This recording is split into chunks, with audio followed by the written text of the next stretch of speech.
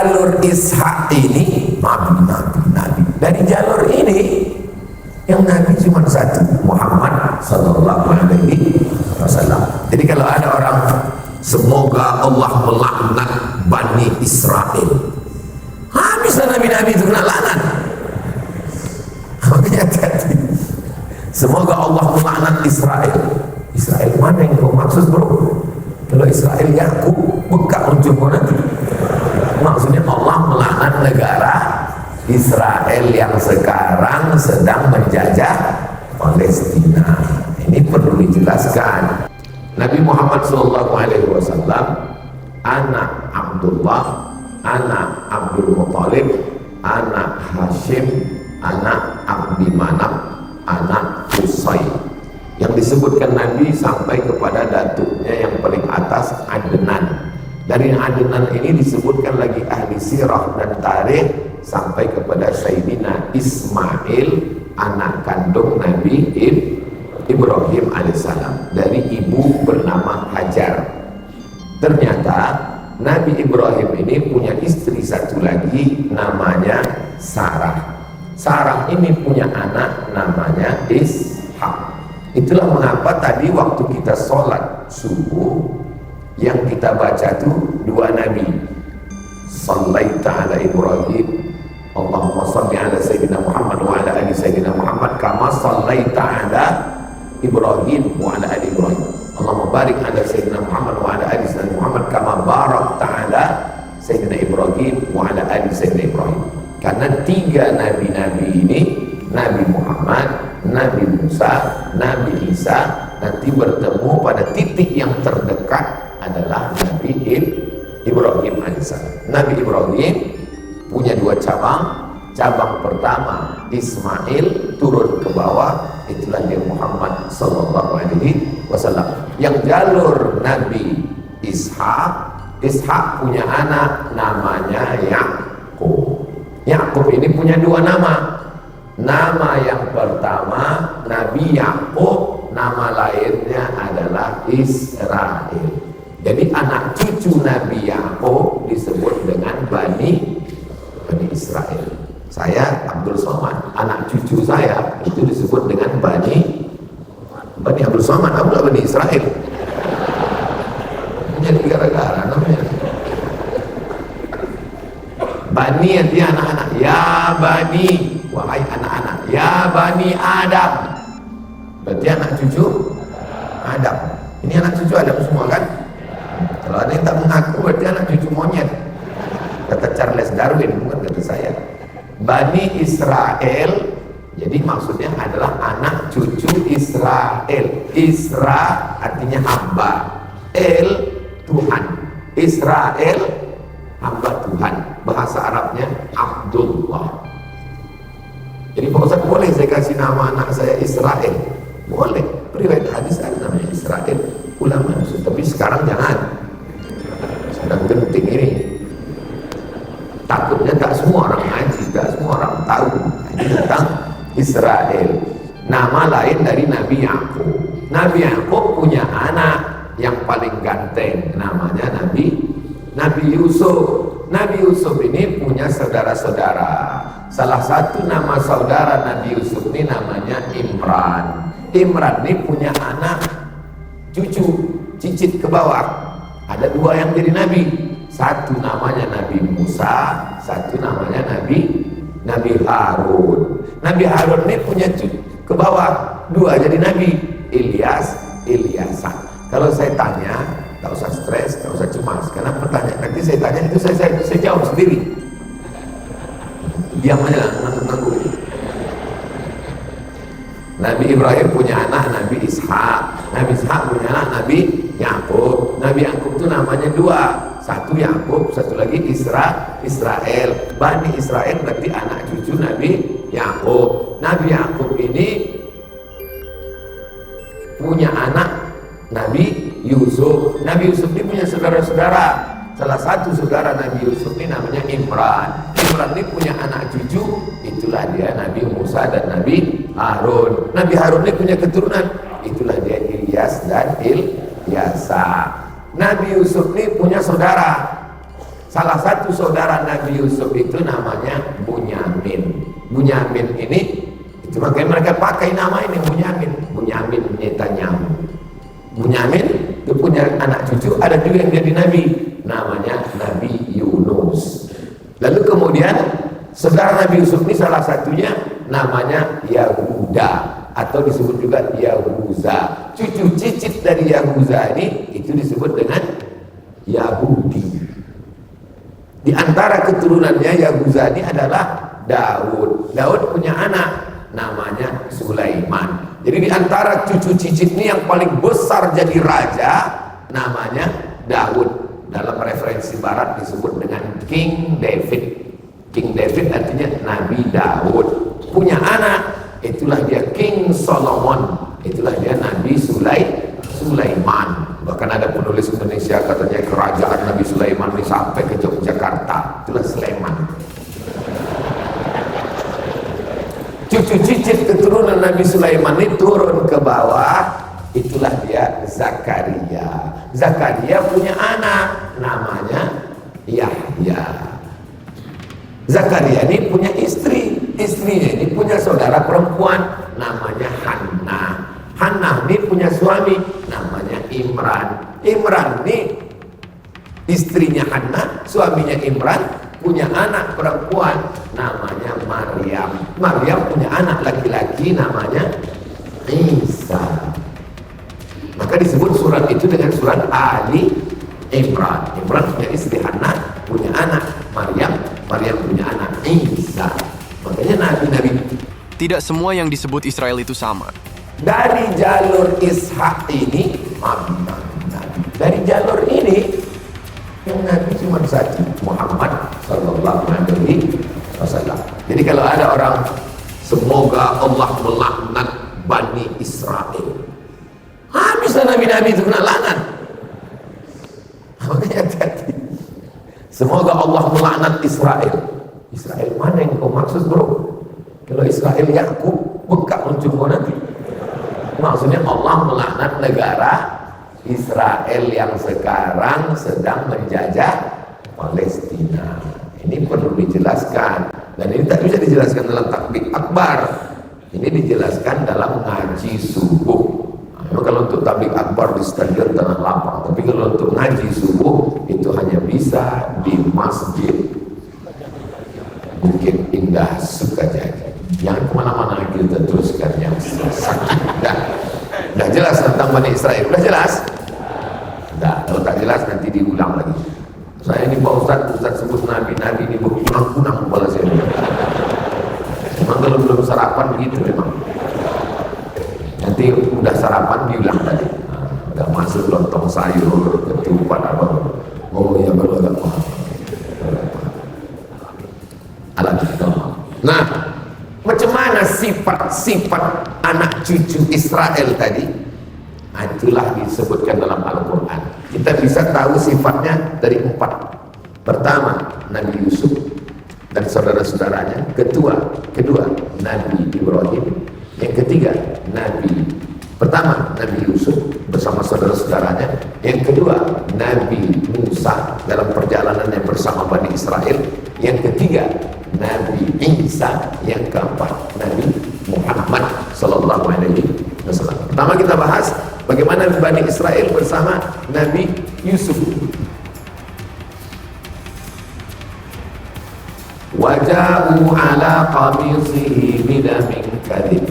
Datanglah saudara-saudara Nabi Yusuf menjumpai ayahnya. Ayah Nabi Yusuf bernama Nabi Yakub. Bidamin kadhib. Bidamin darah, kadhib bohong, dengan darah bohong. Datang saudaranya membawa baju Nabi Yusuf dengan darah bohong. Diambil mereka baju Nabi Yusuf, diambilnya darah kambing.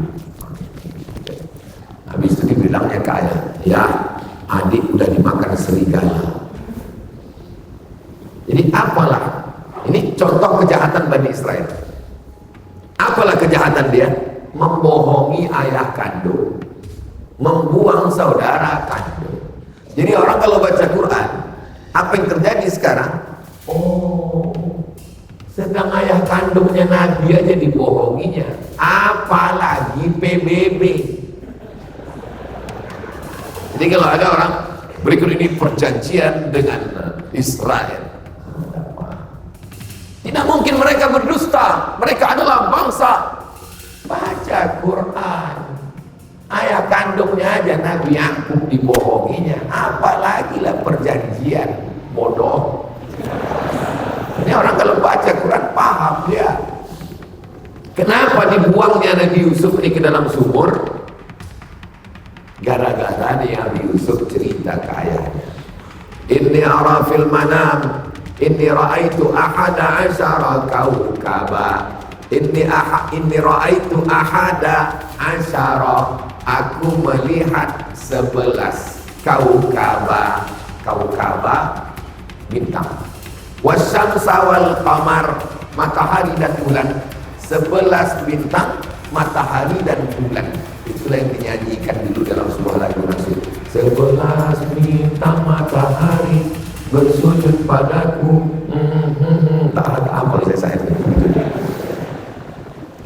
11 bulan, bintang dan matahari bersujud padaku. Ra'aituhum li sajidin, kulihat mereka bersujud kepadaku. Apa kata Nabi Yakub, ayah Nabi Yusuf? La taqsus ru'yaka ala ikhwatik, jangan kau ceritakan mimpimu ini kepada saudara-saudaramu. Fayakidu laka kaida, nanti mereka melakukan tipu mus. Apa pelajaran dari sini? Orang Yahudi tak siap menerima mimpi. Mimpi antum aja dia tak siap menerima, padahal baru mimpi. Maka cerita mimpi itu sampai kepada nyatanya, mereka bawalah adiknya ini untuk lengkapnya lihat surat Yusuf. Jadi di antara rahasia kenapa kiai-kiai kalau datang ibu hamil, Pak Kiai, alhamdulillah saya hamil. Apa kata Pak Kiai? Banyak-banyak bocor surat Yusuf. Supaya apa? Supaya tahu bagaimana kejahatan Yahudi. Cuman kadang ibu-ibu hamil ini salah sangka. Disangkanya biar anaknya ganteng macam Nabi Yusuf. Pas anak itu lahir komplain, tengok kita Pak Kiai, katanya baca surat Yusuf anak ganteng. Iki kok irang. Kiai orangnya sabar, tak mudah marah. Kita tanya balik, bocornya ini. Iki ya bocor. Jadi mereka dulu punya firasat yang luar biasa. Bagaimana anak-anak ini supaya imannya kuat seperti Nabi Yusuf melawan saudara sendiri. Kenapa mereka membunuh bangsa Arab? Padahal kalau dipertemukan ada pada satu nasab Nabi Ibrahim. Orang saudaranya sendiri aja, Nabi lagi dihitungkannya.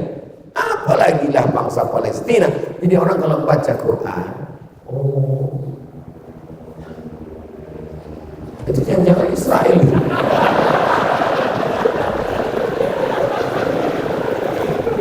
Orang kalau baca Quran itu dia paham.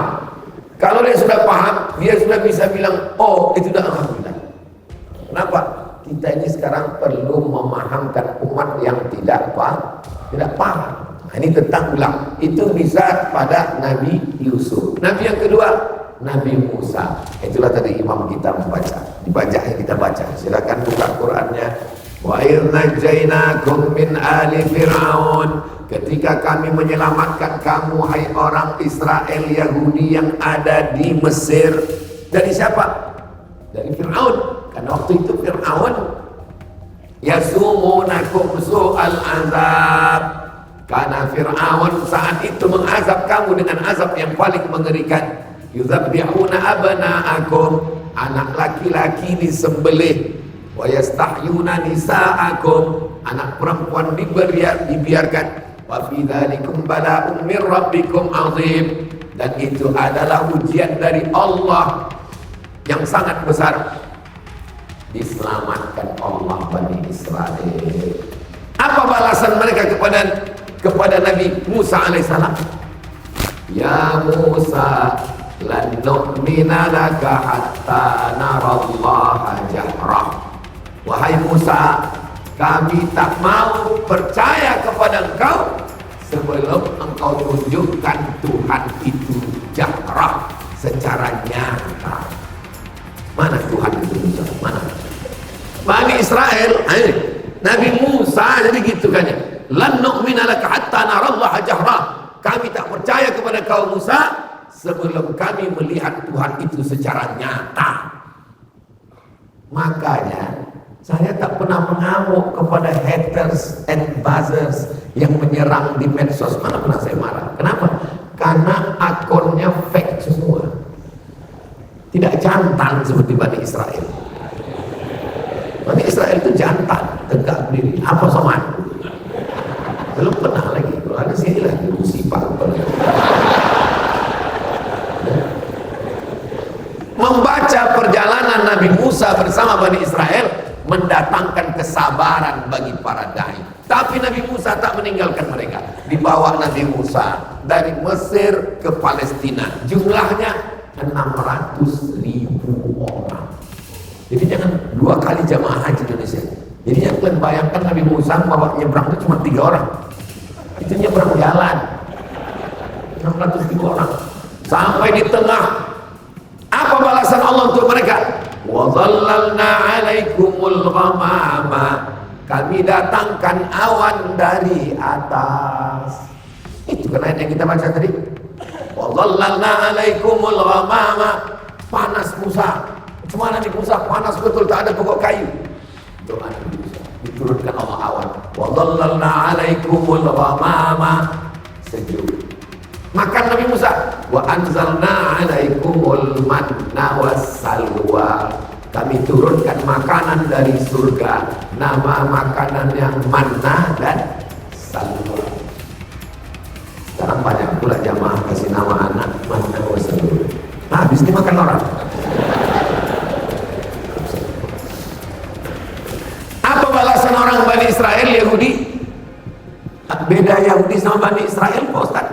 Anak cucu Israel Yakub disebut dengan Bani Israel. Anak cucu Yahuza disebut dengan Yahudi. Semua Yahudi Israel, tapi tidak semua Israel Yahudi. Umumnya Israel. Umumnya Israel. Tapi tidak semua Yahudi Israel. Maka mereka pakai nama yang umum, disebutlah negara itu dengan Israel untuk mencakup semua. Diturunkan awan biar supaya tak panas. Dikasih manna wa salwa. Apa kata mereka kepada Nabi Musa? Ya Musa, wahai Musa, ud'u lana, mintalah kepada Tuhan wahai Musa.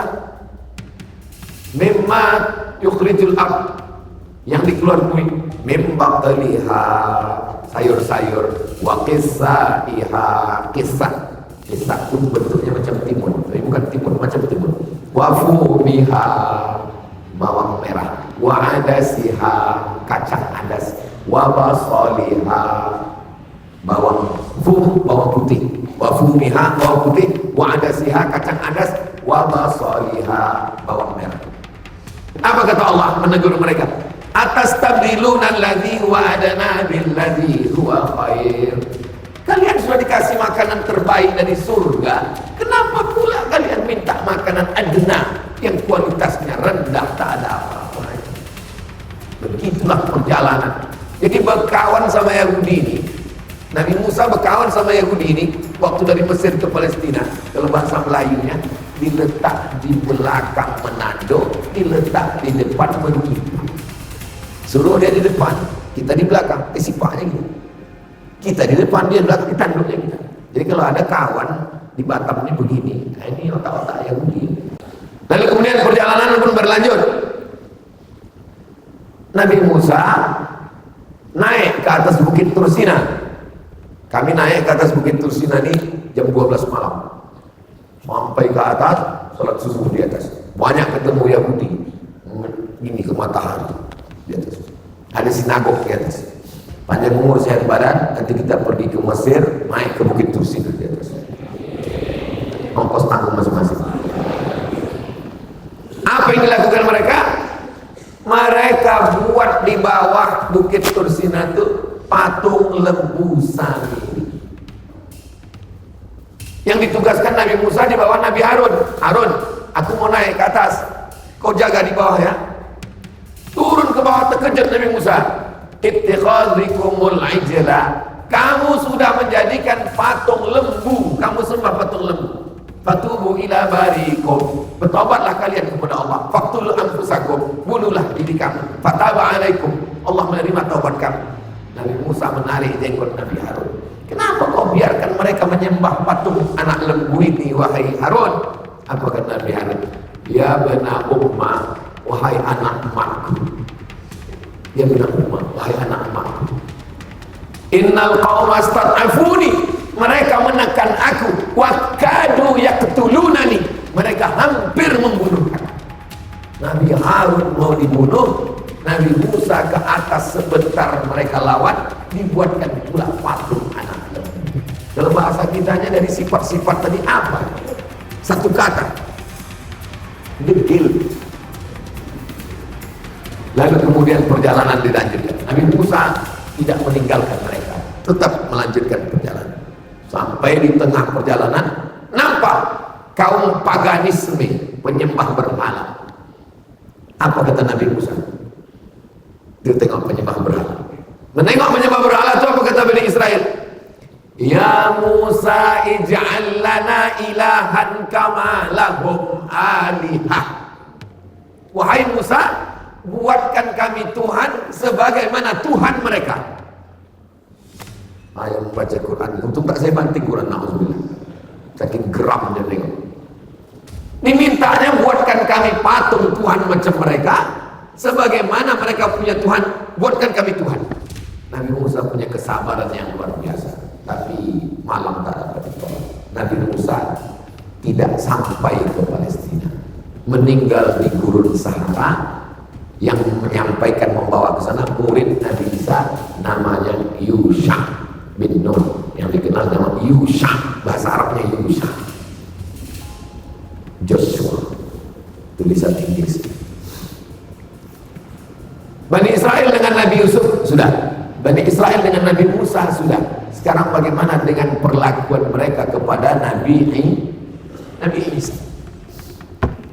Surat Ali Imran. Iz qalat imra'atu, perlakuan Bani Israel terhadap Nabi Isa bisa dilihat dalam dua surat. Surat yang pertama atas nama ibu Nabi Isa, surat Maryam. Perlakuan yang kedua bisa dilihat dalam surat datuk Nabi Isa, Al-Fatihah, Al-Baqarah, Ali Imran. Idh qalat imra'atu Imran, ingatlah ketika istri Imran berkata, Rabbi inni nazartu laka ma fi batni, aku bernazar anak yang ada dalam perutku ini kalau lahir nanti akan aku jadikan dia muharrara. Arti muharrara, penjaga Baitul Maqdis. Ya Allah, kalau lahir anakku nanti aku jadikan dia penjaga Baitul Maqdis. Falamma wada'atha qalat rabbi inni wada'tuha unsa. Ketika anak itu lahir, ternyata anaknya unsa perempuan. Menjaga Baitul Maqdis mesti laki-laki, tak bisa perempuan. Wa inni samaituha Maryam, maka anak ini aku kasih nama Maryam. Wa inni u'idzuha bika wa dzurriyyataha minasyaitonir rajim, jagalah anak ini dan keturunannya dari godaan setan.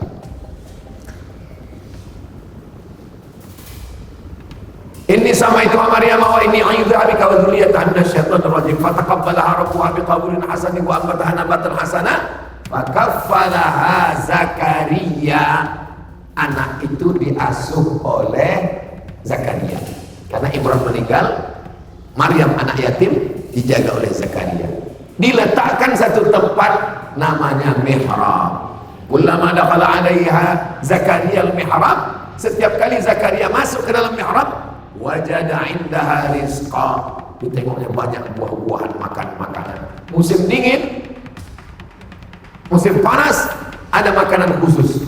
Nabi Zakaria heran, ya Maryamu anna laki hadha, wahai Maryam, dari mana kau dapat makanan ini?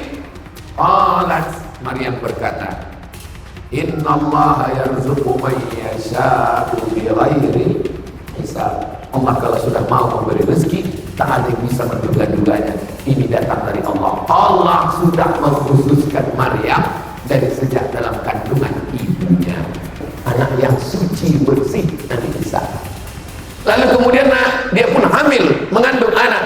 Ketika hamil, Pada masa itu mereka masih termasuk Bani Israel.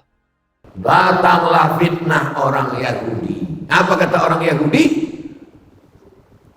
Maryam sudah berzina dengan si Joseph tukang kayu. Orang Yahudi menuduh Maryam berzina, berarti Nabi Isa anak zina. Apa kata Yahudi menuduh Maryam? Makana abuki mara'a sau'in, ayahmu bukan penjahat. Wa makanat ummuki baghiyya, ibumu bukan baghiyah WTS. Maryam, kenapa kau bisa hamil tak punya suami? Ayahmu bukan preman, tengik, penjahat. Ibumu bukan WTS. Kenapa kau bisa hamil tanpa suami? Nah, Maryam diam.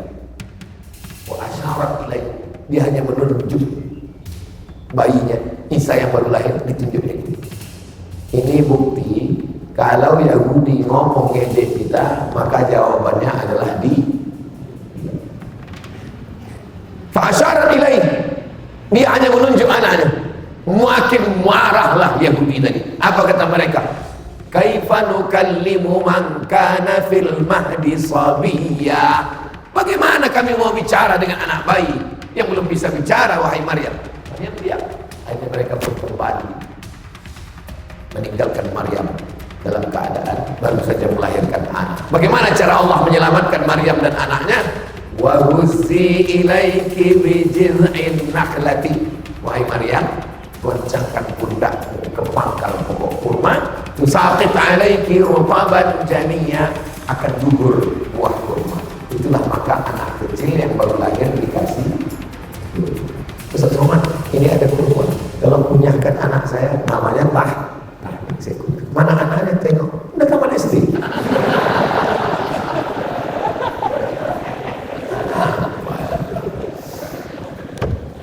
Nah, sampai mana tadi? Lupa pula gara-gara anak SD. Begitulah perlakuan mereka.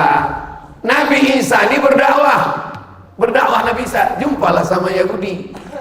Kata Nabi Isa, dibawa Nabi Isa ikan yang udah mati. Kata Nabi Isa,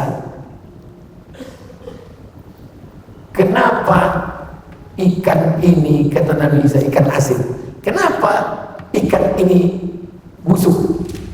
Kata Yahudi, ya, ikan kalau sudah naik ke atas busuklah. Kata Nabi Isa, ikan ini bukan busuk, tapi karena garamnya sudah tak asin lagi. Karena ikan walaupun mati, kalau dikasih garam bisa busuk? Tidak. Jadi ikan asin.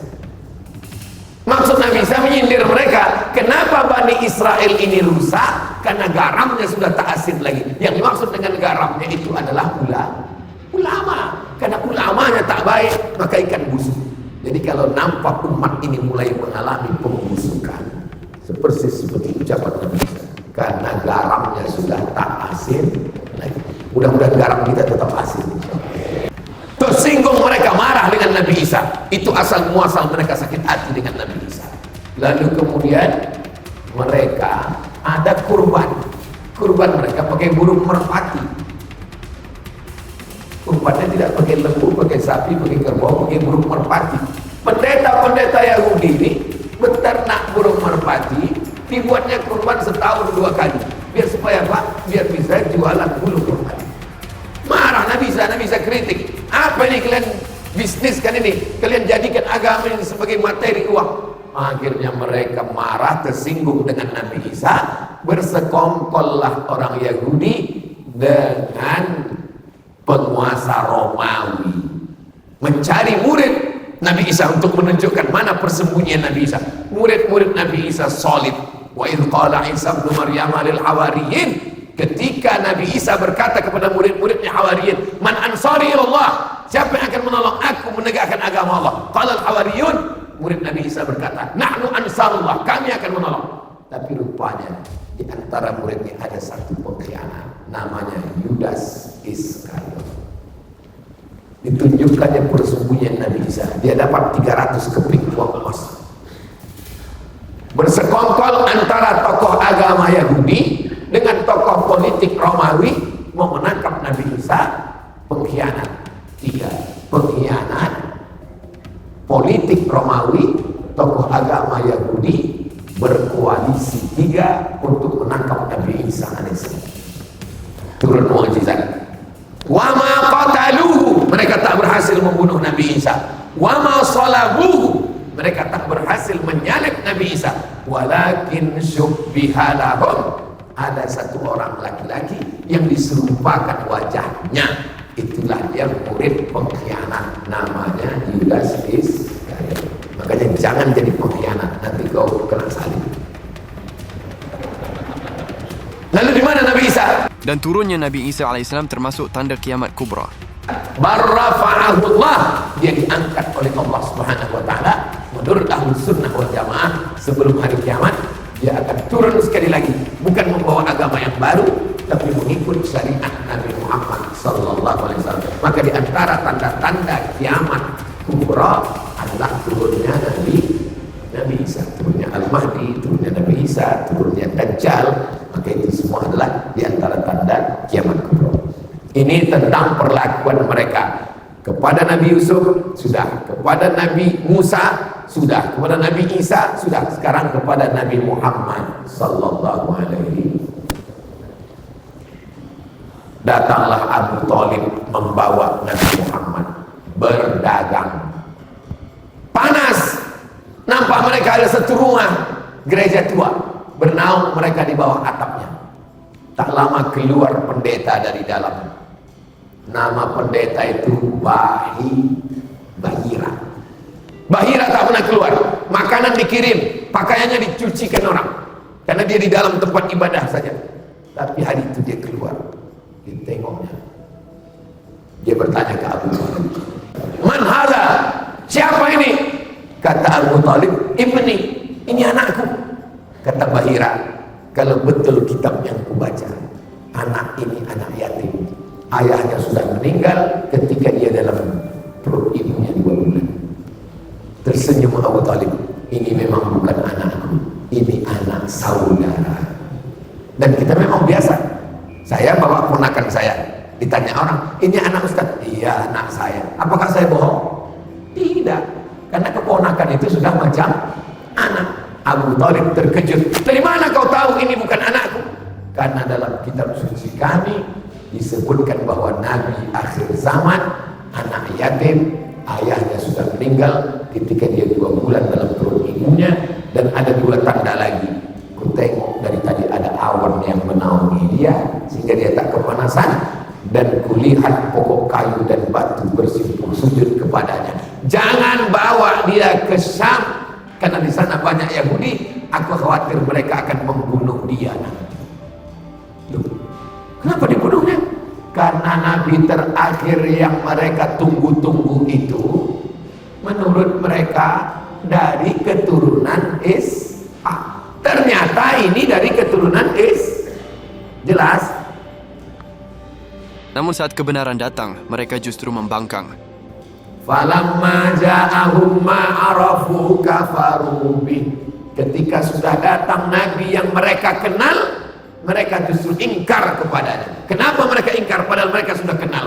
Karena mereka menyangka yang datang itu keturunan Ibrahim dari jalur Ishak. Ternyata yang datang itu dari jalur keturunan Berbahagialah orang Indonesia yang tidak pernah mensyaratkan nabinya mesti keturunan orang Melayu. Ketika Nabi datang, tak ada satupun orang Melayu mensyaratkan Nabi mesti pakai tanjak. Tak ada orang Batak yang minta supaya Nabi itu, seandainya mereka di Sumatera Utara, saya tak mau beriman kepada Nabi Muhammad karena dia orang Arab, saya mau Nabi itu pakai marga Muhammad Nasution, Muhammad Siregar.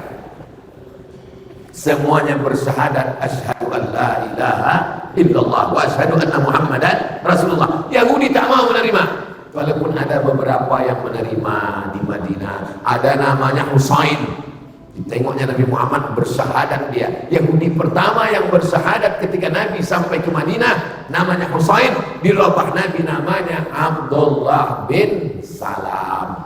Ada seorang anak gadis namanya Sofia. Siapa nama anak kamu? Sofia. Sofia artinya bening. Anak kau siapa namanya? Sofia. Tengok buku. Maaf Sofia itu. Mimpi Sofia ini suatu malam. Dia Yahudi. Sofia ini Yahudi. Yahudi Madinah. Di Madinah itu ada Yahudi Pak Ustaz. 4 Yahudi Madinah. Yahudi Bani Nadir, Yahudi Bani Quraizah, Yahudi Qainuqa, Yahudi Khaybar. Di Madinah, Nabi bertetangga dengan orang Yahudi. Salah satu anak perempuan Yahudi ini namanya Sofia. Malam itu mimpi dia memangku bulan. Turun bulan itu di pangkunya. Diceritakannya ke ayahnya. Nama ayahnya Huyai, nama atuknya Akhtab. Sofia binti Huyai bin Akhtab. Ya. Malam tadi ku tengok bulan turun, duduk di pangkuan, ditempeleng ayahnya, keluar darah bocah. Karena orang Yahudi tahu bahwa yang dimaksud dengan bulan itu adalah Muhammad SAW. Bulan purnama Badar, itulah Nabi Muhammad. Makanya kalau Nabi datang kita sambut dengan Tala'al Badru alaina. Orang Yahudi pun tahu bahwa bulan purnama itu adalah Nabi Muhammad SAW. Ditempelengnya anaknya karena dia takut anaknya ini menikah. Takdir tak bisa ditolak. Akhirnya Nabi tetap menikah. Maka istri Nabi salah satunya adalah orang Yahudi namanya Sofia binti Huyai bin Akhtab. Nabi diundang oleh orang Yahudi. Nabi datang. Kira-kira kita kalau diundang Yahudi datang atau tak datang? Apa pula kalian datang? Nabi datang karena statusnya waktu itu dia berkuasa, dia kuat. Tapi kalau kita lemah datang, berarti kita mengakui kekuatan mereka. Hati-hati, jangan berdalil dengan perbuatan Nabi. Tengok dulu konteksnya. Datang Nabi ke Khaybar, ditanya mereka, apa makanan kesukaan? Kata Nabi, kesukaan saya kaki kambing bagian depan.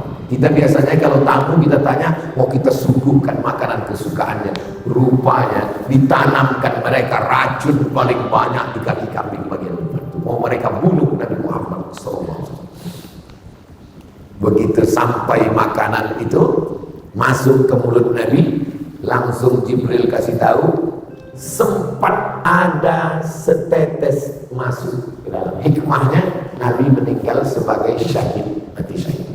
Tapi sisanya dimuntahkan Nabi. Sahabat Nabi sebelah yang makan tak sempat kasih tahu, makan masuk ke dalam, meninggal.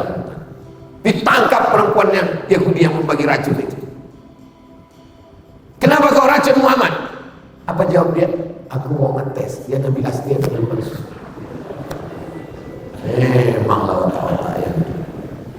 Nabi memaafkan, tapi saudara keluarga yang terbunuh tadi tidak memaafkan, maka berlaku hukum qisas dalam Islam. Yahudi pengkhianat, mereka mengkhianati perjanjian, berkoalisi dengan orang kafir Makkah untuk memerangi Nabi. 3 yang berkoalisi. Pertama orang munafik, yang kedua orang Yahudi, yang ketiga orang musyrik Makkah. Padahal sudah ada perjanjian piagam Madinah supaya kita sama-sama jaga Madinah ya. Dia berkoalisi dengan orang Makkah menyerang Nabi. Perang koalisi itu disebut dengan perang Ahzab. Perang Ahzab. Strateginya gali parit.